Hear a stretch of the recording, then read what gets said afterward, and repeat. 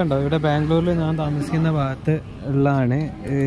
കണ്ടോ കുട്ടികളാണ് ഇവിടെ ബൈക്കൊക്കെ എടുത്ത് നടക്കുകയൊക്കെ ചെയ്യുക. ഇവിടെ അതൊരു വിഷയമില്ലാത്ത പോലെയാണ് കേട്ടോ. അപ്പോൾ ആള് വന്നപ്പം ഓഫായി പോയതാണ്.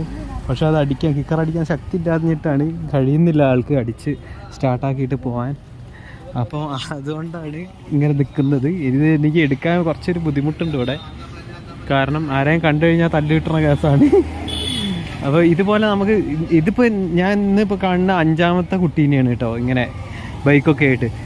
ഇവിടെ ഇത് സ്ഥിരം കാഴ്ചയാണ് ഇപ്പോൾ കുറച്ചായിട്ട്. കാരണം കുട്ടികൾ ഇവിടെ 18 വയസ്സാവണമെന്നൊന്നുമില്ല, കുട്ടികളിങ്ങനെ ബൈക്കൊക്കെ എടുത്തിട്ട് പുറത്തിറങ്ങുന്നൊക്കെ ഉണ്ട്.